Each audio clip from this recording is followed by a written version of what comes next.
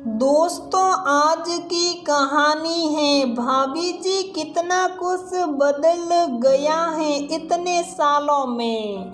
दोस्तों, कहानी शुरू करने से पहले अगर आपने हमारे चैनल को सब्सक्राइब नहीं किया है तो सब्सक्राइब कर लीजिए ताकि आपके पास पहुंचे हर नया वीडियो। शाम ढल चुकी थी। फागुन के महीने में गोधूली बेला की वह हल्की गुलाबी ठंड सारा माहौल जैसे एक खूबसूरत उत्साह से भर गया था। ठंडी ठंडी शीतल ब्यार में नाचता झूमता मेरा पूरा परिवार मेरे प्यारे भतीजे की बारात लेकर दुल्हन के घर की ओर प्रस्थान कर रहा था। नागिन डांस पर फूफा मामा सासा ताऊ जी ऐसे थिरक रहे थे मानो उन्हें देख यही आस पास से नागिन झूमती हुई अभी प्रकट हो जाएगी। इतने में कोई भैया का हाथ पकड़कर उन्हें खींच लाया। बेटे की शादी है, इतनी आसानी से नहीं जाने देंगे आपको। 2-4 ठुमके हमारे साथ आपको भी लगाने पड़ेंगे, सब भैया से आग्रह कर रहे थे। भैया ने भी संगीत पर कदम ताल मिलाने की कोशिश की। भैया बिल्कुल नहीं बदले, हमेशा से डांस को लेकर असहज हो जाते हैं। मैं उन्हें देख मन ही मन मुस्कुरा रही थी। मामियाँ मौसियाँ और हम बुआई भी कहाँ पीछे थी। सब ताल से ताल मिलाते हुए समधी के द्वार पर बारात लेकर पहुंच गए थी।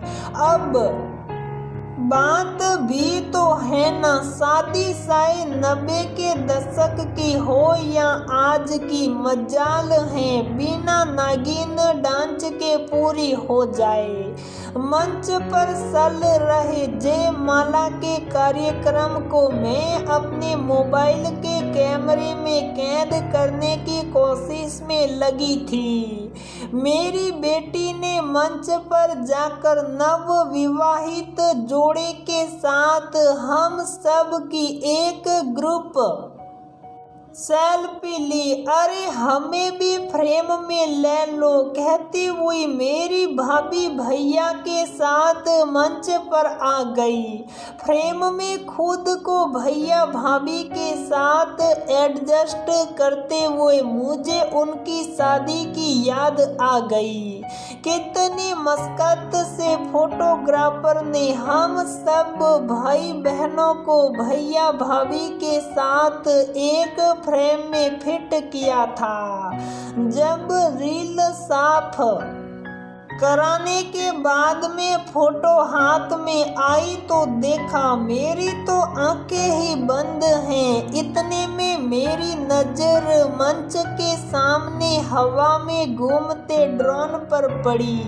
सुना है अब वीडियो रिकॉर्डिंग इसी के सहारे होती है। कितना कुछ बदल गया है इतने सालों में। शादी संपन्न होने के बाद हम सब नई बहू को साथ लेकर घर की ओर बढ़ चले। शंकर सदन में इस समय काफी गहमा गहमी थी। पूरा परिवार नई पीढ़ी की पहली बहू के इंतजार में पलक पावड़े बिछाए बैठा था।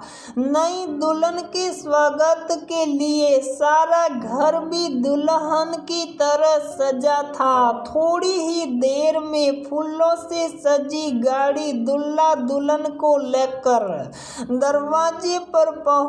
हम सब उस और बड़ सले। आरती की थाल लिए भाभी आगे आगे चल रही थी, उनके पीछे पीछे हम सब भी हो लिए। हमारी भाभी आज भी पीली साड़ी और लाल सुंदरी ओढ़े किसी नई दुल्हन से कम नहीं लग रही थी।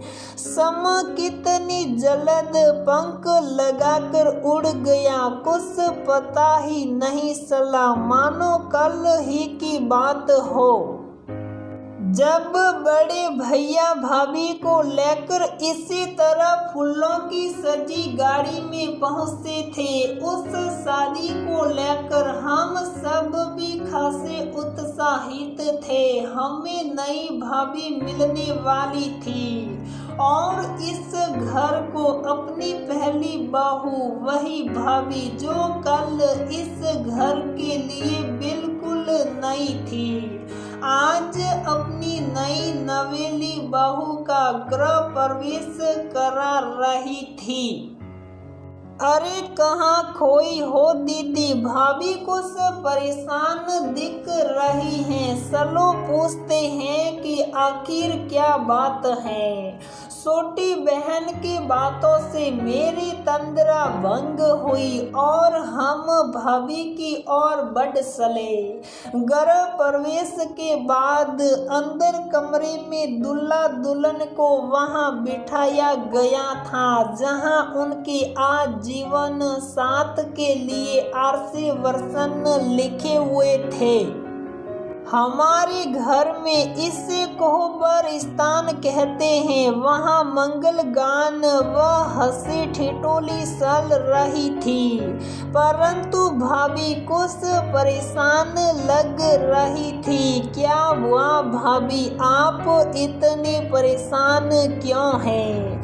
हमने उनसे पूछा। अरे नई दुल्हन के गोद में बच्चे को देने वाली रस्म पूरी करनी है, इसलिए बच्चा ढूंढ रही हूँ, भाभी ने जवाब दिया। बच्चा तो आपके सामने ही है। जब मैंने उनकी नतीनी पीहू की ओर इशारा किया तो भाभी मेरी बात को अनसुना करके आगे बढ़ गई।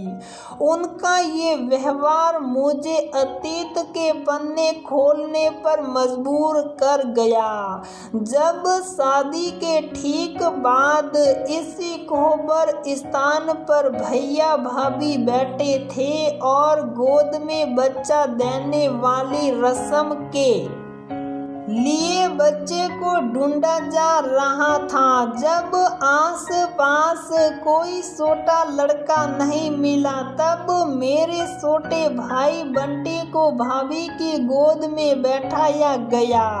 उस समय बंटी की उम्र लगभग 12 वर्ष थी। उसके पास ही खड़ी छोटी सी सुरबा हमारी बड़ी दीदी की बेटी कौतूहल से सब कुछ देख रही थी। छोटे देवर को गोद में बैठाए जाने से भाभी कितनी असहज हो गई थी, ये उनके चेहरे से स्पष्ट झलक रहा था। आज वही भाभी अपनी प्यारी नतीनी पीहू को नजरअंदाज कर एक छोटे लड़के को तलाश रही थी। कोहबर की उस रस्म को पूरा करने के लिए सच ही है दोस्तों। 90 के दशक और वर्तमान समय में कितना कुछ बदल गया है। विज्ञान के नित नए आविष्कार ने हमारे जीवन को कितना सुगम व सरल बना दिया है। हमने हर क्षेत्र में काफी तरक्की पाई है, परंतु कुछ मामलों में हम जस के तस बने हुए हैं। प्रेत सत्तात्मक सोच से आज भी कितने परिवार ग्रसित हैं, इसका ज्वलंत उदाहरण मैंने अपने ही परिवार में कोहबर की उस रस्म में देखा है जहां आज भी नई नवेली दुल्हन की गोद में किसी लड़की नहीं किसी लड़के को ही दिया जाता है।